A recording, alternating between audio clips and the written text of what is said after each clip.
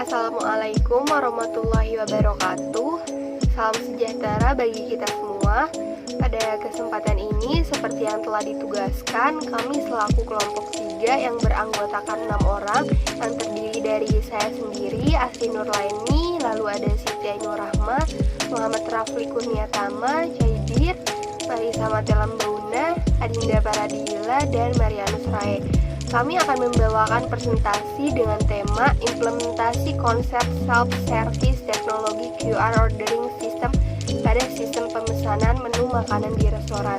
Berikut adalah pemaparan yang akan disampaikan oleh beberapa anggota tim kami. Latar belakang perusahaan harus memiliki inovasi dan terobosan baru untuk membedakan bisnis mereka yang dapat memberikan pengalaman yang berbeda kepada customer. Pada era teknologi informasi sekarang, kini keberhasilan suatu perusahaan tidak terlepas dari dukungan teknologi yang memiliki kemampuan dalam mengintegrasikan semua sistem dalam perusahaan menjadi kesatuan kerja yang efektif dan efisien. Salah satunya penggunaan self-service teknologi sangat membantu dalam penyediaan pelayanan yang efisien bagi konsumen dan menjadi sangat penting terutama dalam mencapai produktivitas. Memberikan pelayanan bisnis yang berorientasi pada konsumen menjadi sangat penting untuk dijaga karena pelanggan merupakan aset penting bagi perusahaan. Pelayanan yang cepat dan transaksi yang mudah salah satu upaya yang baik dalam membuat hubungan dengan customer, sehingga perusahaan dapat memiliki kemampuan untuk menjalankan bisnis secara berkelanjutan. Untuk mengimplementasikan hal yang tadi saya sebutkan dengan adanya QROS atau QR Ordering System Self-Service teknologi berbasis smartphone Nevis pada sistem pemesanan menu makanan dengan men-scan QR barcode pada model bisnis perusahaan F&B atau restoran, QROS bertujuan mempermudah pelayanan dalam melakukan pemesanan transaksi pembayaran terhadap customer dengan mudah, cepat, dan mengurangi kesalahan pemesanan dan juga tidak memerlukan biaya yang mahal. Pada presentasi ini, kami akan membahas dan memaparkannya ke dalam 4 poin, yaitu 1. Solusi pengembangannya bagaimana dan seperti apa. Kedua, manfaat dari program dari ide yang kami kembangkan. Ketiga, berisi tinjauan pustaka yang berisi pemaparan dari beberapa ahli. Dan lalu keempat, yaitu tahap pelaksanaannya. Solusi pengembangan sistem yaitu menggunakan model SDLC, System Development Life Cycle. SDLC adalah proses pembuatan dan pengubahan sistem serta model dan metodologi yang digunakan untuk pengembangan sistem rekayasa perangkat lunak. Metode perancangan sistem informasi menggunakan Rapid Application Development atau RAD yang merupakan sebuah strategi pengembangan sistem informasi yang menekankan kecepatan melalui keterlibatan pengguna, melibatkan pengguna pada proses desain, menyebabkan kebutuhan pengguna dapat terpenuhi dengan baik dan secara otomatis kepuasan pengguna sebagai pengguna sistem semakin meningkat. Pada perancangan website self-service teknologi QR ordering system bagi pelaku bisnis F&B di restoran. Dari gambar ini menjelaskan bahwa sistem self-service teknologi melibatkan interaksi dari bagian-bagian internal untuk unit sistem seperti kasir, kitchen, waiters, dan customer. Sistem berjalan dimulai dari customer men-scan QR yang telah disediakan oleh restoran. Customer mengakses menu menggunakan perangkat mobile untuk memesan menu dan mengirim pesanan ke sistem bagian kitchen.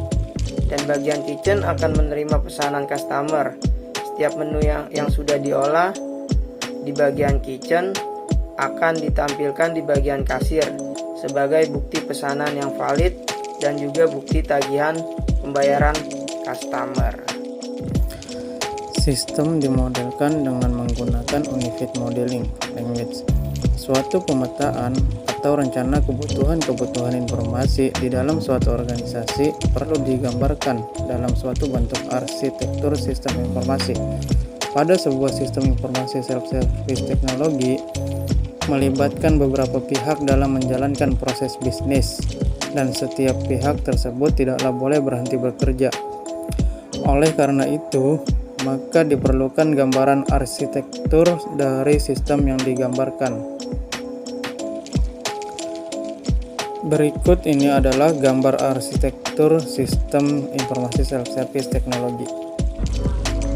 Aliran kerja atau workflow dari sebuah sistem atau proses bisnis dia gambarkan dalam model activity diagram. Activity diagram menggambarkan aktivitas semua pihak dalam sistem dan bagaimana aliran aktivitas setiap unit berhubungan dalam sistem. Activity diagram dari sistem pemesanan menu makanan dapat dilihat pada gambar di samping. Membantu produktivitas kegiatan. Penggunaan self-service teknologi Qros sangat membantu dalam penyediaan layanan yang efisien bagi customer sehingga restoran dapat mencapai titik produktivitas yang maksimal. 2. Mempermudah dalam pemesanan menu. Customer bisa dengan leluasa melihat dan memilih daftar menu yang diinginkan yang ditampilkan pada Qros sehingga tidak merasa diburu-buru oleh customer lain.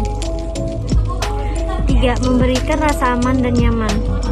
Customer tidak perlu berkerumunan dan kontak fisik dengan pelanggan lain dan tidak perlu mengantri sembari berdiri karena dengan men-scan Qros mulai dari daftar menu sehingga bertransaksi bisa dilakukan dengan self-service. 4. Mengurangi terjadinya kesalahan pesanan. Pada SST Qros mengurangi kesalahan pesanan karena sudah tercatat dalam sistem dengan sangat jelas dan detail.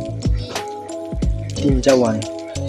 Self-service teknologi adalah teknologi interface yang memungkinkan pelanggan untuk memperoleh suatu layanan atau bertransaksi secara mandiri seperti layanan yang dilakukan oleh karyawan secara langsung. Konsep pelayanan yang berawal dari tatap muka yang semula dengan pelayanan yang harus dipenuhi secara langsung berkembang menjadi tren bahwa pelayanan dapat dipermudah dengan menggunakan teknologi. Kode QR atau Quick Response adalah jenis barcode matriks atau kode dua dimensi yang dapat menyimpan informasi data dan dirancang untuk dibaca oleh ponsel cerdas yang menunjukkan bahwa isi kode harus dikodekan dengan sangat cepat dengan kecepatan tinggi. Kode terdiri dari modul hitam yang disusun dalam pola persegi dengan latar belakang putih. Informasi yang dikodekan dapat berupa teks, URL, dan data lainnya. Selanjutnya, tinjauan pustaka. Menurut si Marmata, SDLC mengacu pada model dan proses yang digunakan untuk mengembangkan sistem perangkat lunak dan menguraikan proses, yaitu pengembangan menerima perpindahan dari permasalahan ke solusi. Metode RAID merupakan pengembangan suatu sistem informasi dengan waktu yang relatif singkat. Untuk pengembangan suatu sistem informasi yang normal membutuhkan waktu minimal 180 hari. Namun dengan metode RAID, suatu sistem dapat diselesaikan hanya dalam waktu 60-90 hari. Penyelesaian setiap modul perangkat lunak berdasarkan setiap tahapan dari metode RAID dapat berjalan dengan baik dan lancar dalam waktu yang singkat. UML adalah salah satu standar bahasa yang banyak digunakan di dunia industri untuk mendefinisikan rekrutmen, membuat analisis dan desain, serta menggambarkan arsitektur dalam pemrograman berorientasi objek. Tahap pelaksanaan. Step 1. Menu login dengan QR atau link website. Langkah pertama yang dilakukan yaitu calon customer men-scan barcode yang sudah disediakan atau bisa mengetik halaman website seperti pada gambar. Terlebih dulu, pengunjung sudah memiliki pemindai QR atau barcode. Ini bisa diakses oleh pengguna Android maupun iPhone. Kemudian step 2, menu halaman utama. Di halaman menu utama, pelanggan akan melihat halaman awal yang tidak perlu mengisi data apapun. Pelanggan bisa langsung melihat varian menu dengan mengklik tanda panah ke bawah selanjutnya. Lalu step 3, terdapat main menu. Setelah itu akan muncul halaman main menu berisi pilihan-pilihan menu makanan yang akan dipesan oleh customer. Berisi dengan menu ayam, lengkap dengan gambar dan nama menu dengan penjelasannya, serta tercantum dengan harganya masing-masing. Untuk cara memesannya, customer cukup menekan tombol plus, lalu akan secara otomatis masuk ke dalam ikon yang berbentuk keranjang.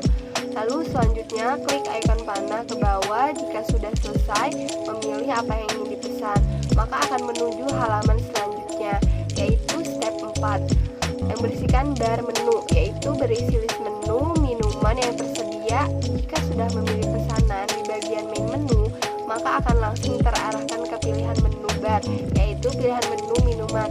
Minuman yang akan dipesan, klik tanda atau ikon plus. Setelah itu, jika sudah selesai, klik keranjang pesanan untuk melihat daftar pesanan yang customer pesan sudah sesuai atau belum. Step 5, menu pesanan. Pada menu pesanan akan keluar pesanan yang dipilih dan total harga makanan yang dipesan. Lalu masukkan nomor meja, setelah itu klik ikon centang. Step ke-6, menu detail pesanan.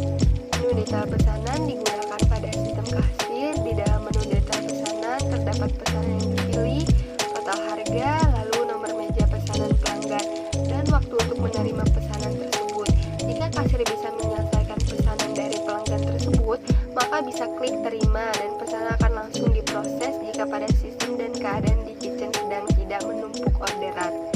Lalu step ke-7, menu detail pesanan selesai. Jika pesanan sudah selesai diproses dan diterima oleh pelanggan, maka akan keluar detail pesanan selesai dari sistem kasir seperti gambar di samping. Maka data detail pesanan akan otomatis tersimpan ke dalam sistem tersebut dan terlihat dalam riwayatnya, sehingga memudahkan kasir untuk mengarsipkan data pesanan penjualan. Lalu step ke-8, menu halaman riwayat pesanan selesai. Menu halaman riwayat pesanan selesai ini berada pada sistem kasir, di mana halaman riwayat pesanan yang masuk yang sudah terselesaikan berisi data-data dan ada ikon checklist yang berarti sudah selesai dan sudah dilakukan. Terima kasih atas perhatiannya, kurang lebihnya mohon maaf. Demikian akhir presentasi dari kami, semoga bermanfaat untuk kita semua. Semoga apa yang disampaikan